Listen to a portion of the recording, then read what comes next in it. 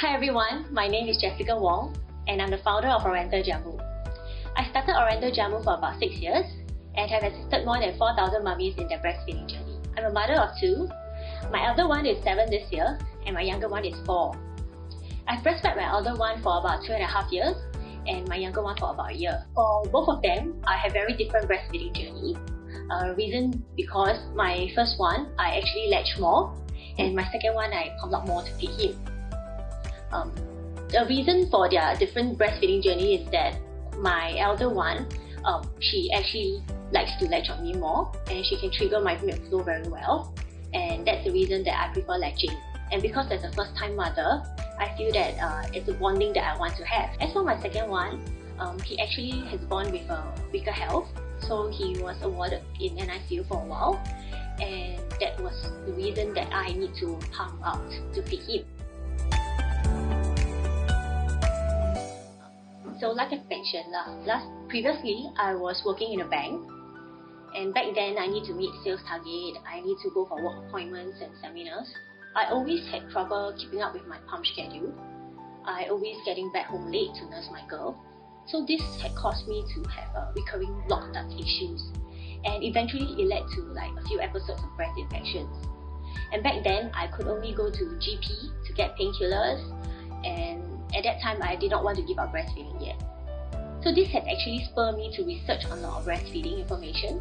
I want to know the cause of it, how do I resolve it, and how can I prevent from getting the blocked ducts again. So I did a lot of information research and everything, and I've decided to learn it and convert my profession to do this full time.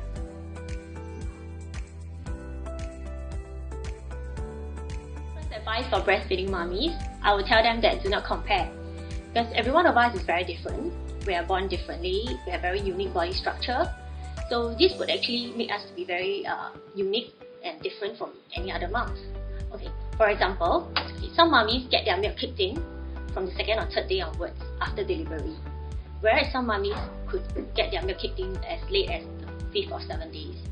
So this difference would actually cause them to like seeing like comparing like a difference, like why am my friend getting more milk from on the 2nd day and I get only this amount of milk on my 2nd day.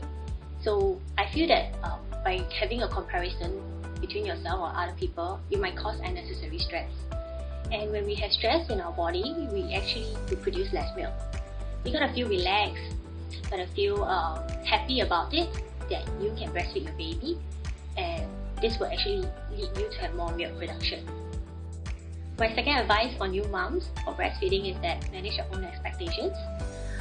Do not set too high expectations for yourself, and so not to add additional stress to yourself. For example, when we see like the breastfeeding posters in hospitals or in the public, we will always see the breastfeeding mummy smiling lovingly at their baby, latching on perfectly well and fine. But we mummies know that this is not the truth, this is not the case. When the first latch on our breast, it's really very painful. I can still remember how my girl latched on me the very first time in the hospital. It was so painful that I actually screamed out. And my husband was shocked that I was tearing as well, because I told him it was really very painful. So for someone like him, my spouse, he couldn't understand why is that a baby without teeth, it's so so painful, a painful bite on you. So at that time as a new mother, I don't know as well. I was like, I thought everyone latching on so perfectly fine, and why am I crying? Is it something wrong with me? Is it that I'm not a good mother? So I start to self-blame, and that's very natural. So because I didn't manage my expectations well, I thought I could latch her like the perfect picture in the poster, but in fact it's not. So this kind of expectations have caused additional stress to myself, which I see in my clients too. Some of my clients would say that like, oh, my sister-in-law breastfed her kid very well, I think I can do it too. Yes, but you have to understand that you have very different body structure from your sister-in-law or from your friend. Why do I say that? One thing, it's just like our nipple is very different too. Just to share a few terms with new moms, there are different kind of nipples, flat nipples, short nipples, inverted nipples.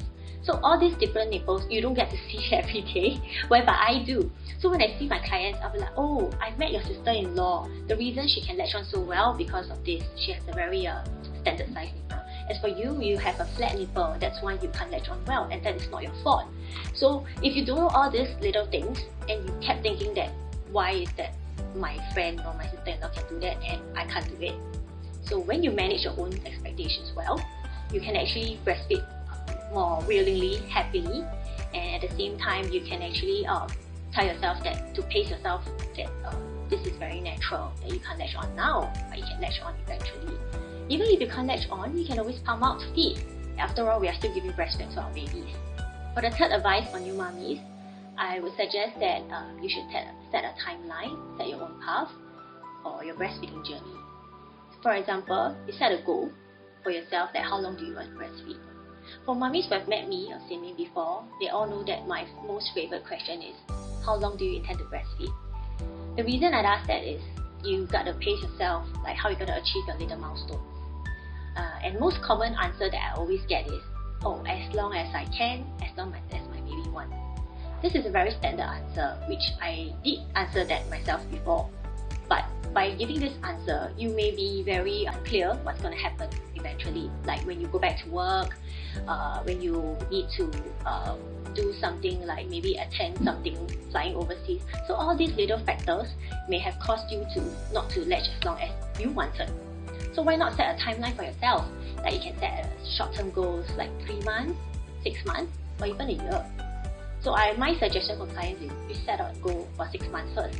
And once you reach that goal, you will feel more determined and accomplished, and that's when you will want to breastfeed further. Okay, for example, I like to run. Okay, so when I take part in runs, I do a 10-kilometer run, and I see that, oh, it's 5 more clicks to go. I tell myself, okay, 5 more clicks to go, just do it. And my favorite number is of course number 9, because there's only left 1 more click to go. So you see, when you set yourself a 6-month goal and you reach the 4th or 5th month, you just tell yourself 1 more month to go, 1 more week to go. And then when you achieve that, that's when you see the results. You're like, okay, I've done it. This is bonus to me. I'm going to continue. But if, let's say, you don't set any timeline for yourself, it's just like running in a race, I'll never know where's my destination. I'll lose focus and I'll be very reluctant to breastfeed. You got no purpose to breastfeed. You just thought that you breastfeed is to be with your friends, because of peer pressure, because of social pressure, because of like how your family judge you. So in that case, you will definitely not breastfeed long, and that will be very mentally stressful for you as well.